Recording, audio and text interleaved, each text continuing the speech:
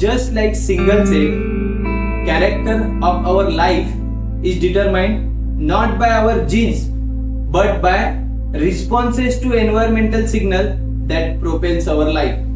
इसे हिंदी में समझते हैं। हमारे जिंदगी की राह या हमारा भाग्य हमारी आनुवंशिकता में नहीं बल्कि हर घटना के प्रति हमारी क्या प्रतिक्रिया है यह चीज तय करती है। ठीक उसी तरह जिस तरह हमारी एक सिंगल कोशिका व्यवहार करती है। हेलो फ्रेंड्स, मैं हूं आपका दोस्त डॉक्टर राजीव कुमार। आशा है आप खुश होंगे, मुस्कुराते हुए होंगे और आपके जिंदगी को आपके फैमिली के साथ सही मायने में जी रहे होंगे।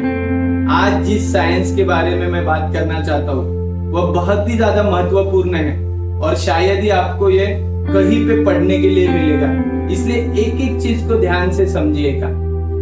अगर आप इस बिलीफ के साथ चल रहे हैं कि आपके पेरेंट्स और आपके पूर्वजों के लाइफ में जो रिजल्ट आए हैं, जैसे कि कई प्रकार की क्रोनिक बीमारियां, डायबिटीज है, ब्लड प्रेशर है, हार्ट प्रॉब्लम है, किडनी प्रॉब्लम है, आर्थराइटिस है, थायराइड है, यह सभी रिजल्ट आपके भी लाइफ में आएंगे क्योंकि आपके अंदर उनके जीन्स है। तो तोड़ दो इस बिलीफ को।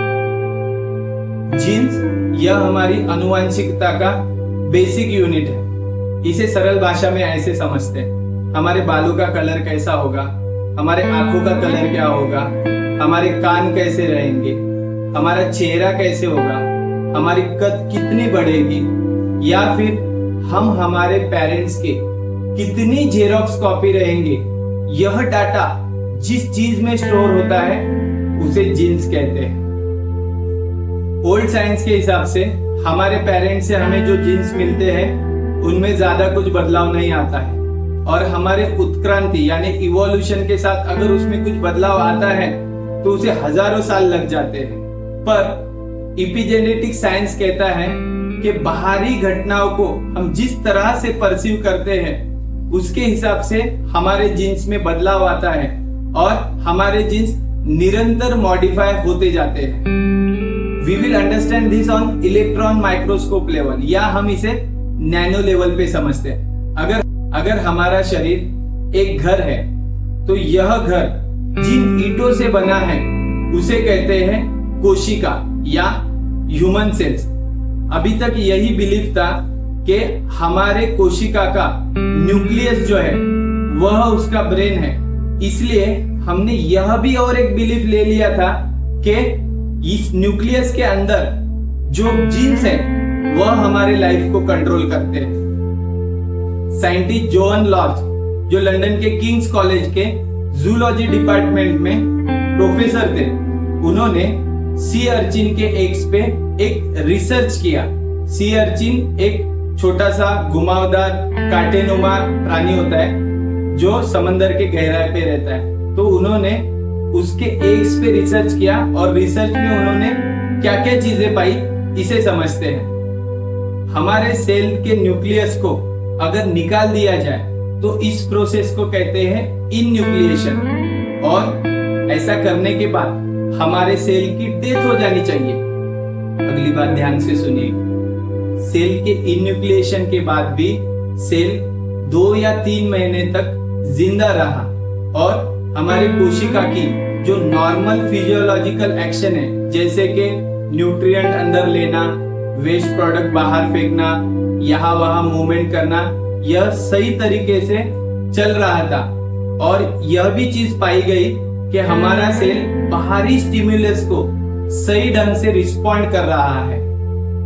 इनन्यूक्लिएशन के यह साइड इफेक्ट पाए गए कि हमारा जो कोशिका है, हमारे जो सेल्स है, वह स्पेशलाइज सेल में कन्वर्ट या डिफरेंशिएट नहीं हो पाए और वह सही तरीके से डिवाइड नहीं कर पाए।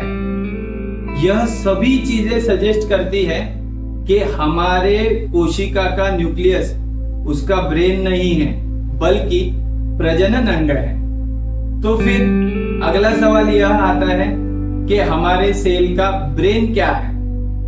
तो ध्यान से सुनिएगा, हमारे सेल का ब्रेन है उसकी सेल मेम्ब्रेन, उसकी बाहरी परत और इस इंफॉर्मेशन को ट्रांसपोर्ट करने का काम करते हैं जो प्रोटीन, उन्हें कहा जाता है इंटीग्रल मेम्ब्रेन प्रोटीन। यह इंटीग्रल मेम्ब्रेन प्रोटीन दो तरह के होते हैं, रिसेप्टर प्रोटीन और इफेक्टर प्रोटीन। रिसेप्टर प्रोटीन यह हमारे सेंस ऑर्गन है, यह हमारे कोशिका के सेंस ऑर्गन है, जैसे कि हमारे कान, आंख, नाक, त्वचा या जिह्वा। जैसे किसी रेडियो को किसी पर्टिकुलर फ्रीक्वेंसी पे ट्यून करने के लिए एंटीना की जरूरत रहती है, ठीक उसी तरह यह रिसेप्टर प्रोटीन हमारे कोशिका के एंटीना है, नैनो एंटीना।